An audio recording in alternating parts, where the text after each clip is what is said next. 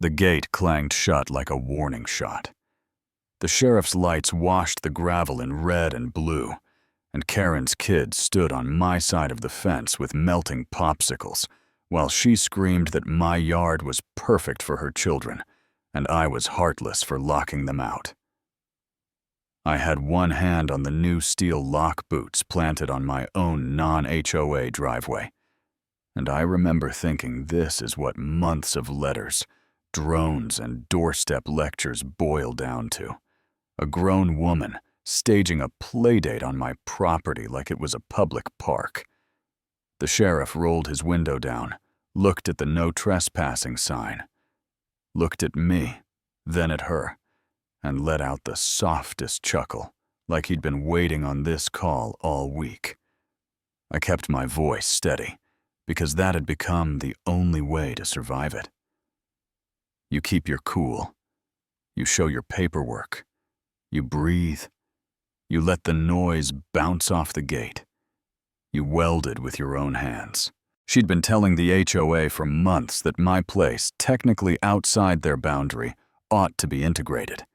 Community standards, shared amenities, the barn for field trips, the pond for lessons, the goat pen as an educational petting zoo. You know how it starts, dressed up like kindness, but it's really control. And yeah, that happened. I'd tried being neighborly, I really had. But there's a line between being kind and being conquered. So I put in the automatic lock-mounted cameras and kept copies of everything. Deed in a plastic sleeve, photos of the private road. I owned timestamps on every inspection she sent to my gate. That morning, I told the sheriff the kids were safe and would be let out once their mother stepped back from the fence and stopped with the threats. And he nodded, told her this wasn't HOA jurisdiction. Pointed to my papers, and the air shifted just a couple degrees. But I felt it. You know what I mean? When power moves from noise to facts. I clicked the gate just enough to let the kids scoot back to her. They ran to their mom, embarrassed and sticky sweet, and she fired off one more promise to take it to the board before the sheriff reminded her the board had no authority here. And if she kept this up, the next paper wouldn't be a flyer. It'd be a citation. After the cruisers left, the dust settled slow. Neighbors looking from their porches like they'd watched a storm skim the ridge and miss their roofs by an inch. And I went inside and pulled the file that had been growing on my kitchen table. Letters about community alignment, photos of her drones buzzing my fence line, screenshots of texts from neighbors warning she's planning a push at the next meeting, get ready. That file became my armor thin at first, then layered, and the more I stacked into it, the less angry I felt, because anger is loud and sloppy, but documentation is a quiet engine. It just keeps going. The thing about people like Karen is when you don't fold after the first scare tactic, they escalate with a smile. So the next trick was a fake inspector in a polo who couldn't produce county credentials. Then a notice claiming my yard, endangered children. Unless integrated, then. Another surprise visit where she tried to wedge herself in behind her kids' bikes, like a Trojan horse with training wheels. I called the sheriff, logged the visit, and installed more cameras, ran cable to the back fence, set up cloud backups so nothing could go missing. In the middle of that, a neighbor slipped me photocopied HOA minutes with her handwriting in the margins. Notes about acquiring my parcel, calling it ideal for community recreation. And I read those pages under the porch light with my dog, asleep at my boots, and felt the heat rise in my cheeks, not from rage, from clarity. That was the twist right there. Not a car chase or a fistfight. Just a line in county ink I hadn't noticed. A sliver of easement where their main access road crossed land I also owned, from a decades-old survey, a little strip nobody talked about because nobody looked that closely. My friend at the clerk's office circled it on the map and said, "Feel a clarification. Make it official, not as a weapon, as leverage, as a way to say, you push again, and this time I'm not the only one who hurts." I filed it, notarized, stamped, tucked it into the folder, and went home under a pink sky, feeling the ground tilt back under my feet. Karen staged her second kid drop-off a week later. Same play. Different. Saturday, the gate timer snapped shut. The kids froze mid-run.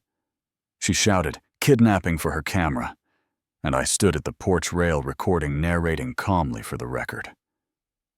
While the sergeant, not the chuckling deputy this time, a no-nonsense man with mirrored sunglasses, took my folder, flipped through the deed, the easement, the minutes, the photos, the log of calls, looked at the children petting my dog under the oak, and handed her a trespass warning. You could hear the change in her voice. Not righteous fury anymore, but thin, shaky. And when she hissed at the kids to get up, he told her to step back first. And she did. That's when the story went wider than our road. A reporter came by with a camera, walked the fence with me, checked the record's promise to blur the address, and ran a piece on HOA overreach that blew up way beyond our county people in other states, chiming in with their own stories, some laughing, some angry, all of them recognizing that mix of entitlement and paperwork weaponized. Karen answered with a bullhorn on the sidewalk, and flyers calling me dangerous, which got her a citation for disturbing the peace. And if you've never watched someone hand out their own downfall, one piece of paper at a time, it's something to see. Then came the courthouse play, her emergency injunction to force community access across my lock. All the old claims dressed in legal clothes: public easement, child endangerment, environmental hazard. And my attorney friend just shook her head, said, "We'll respond once with everything. Keep it clean." The judge asked her attorney in the first 2 minutes, what jurisdiction does the HOA have over a non-HOA property?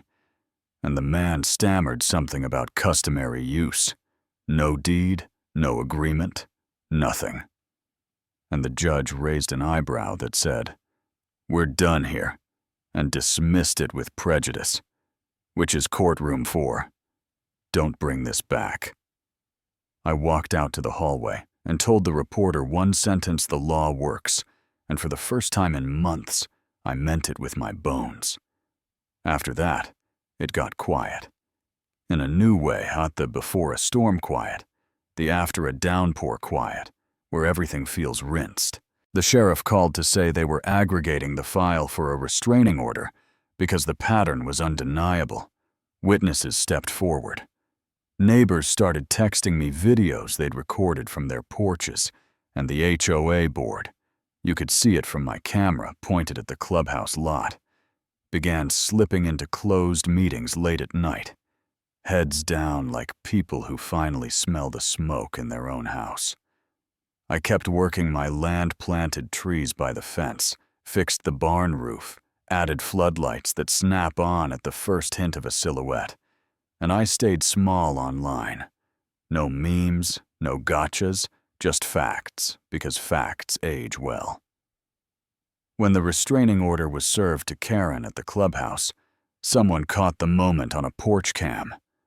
The paper in her hand, the way she didn't have a speech ready for once, and that night, the street felt like it exhaled. A week later, she called a safety meeting in the park banners about protecting our children cookie boxes to sweeten the pitch, and the crowd came mostly to watch the spectacle phones. Up faces bored, while a few board members sat in the back, not clapping. And that told me everything. The final scene didn't explode. It drifted in quiet, as noon. She pulled up in her SUV during a little thank you barbecue I was hosting for the neighbors, who stood with me parked outside the line. The order required walked to the post with a white envelope and hands that actually trembled, asked if she could leave a final statement.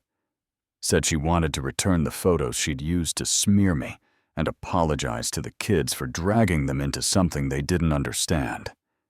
Inside the envelope was a signed resignation from the HOA and a one-paragraph acknowledgement in her own words that my property was private and she had acted without authority. I set it on the table under the shade tree. The goats rustled behind the inner fence. The dog thumped his tail, and a retired lawyer neighbor said, "Well, I'll be damned." And everyone laughed, the kind of laugh that shakes months of tension out of your shoulders. If you want a big cinematic last line, I can't offer it, because the real satisfaction landed in small pieces. A gate that kept clicking shut, a folder that kept getting thicker, a sheriff who started as a referee and ended as a wall neighbors, who stopped whispering and stood up, and a board that chose risk management over loyalty to theatrics. Boundaries matter, but how you defend them matters more. Not with rage, not with petty victories, but with steady hands, clean records, and a willingness to be the boring adult in the room until the noise burns itself out. That's the story.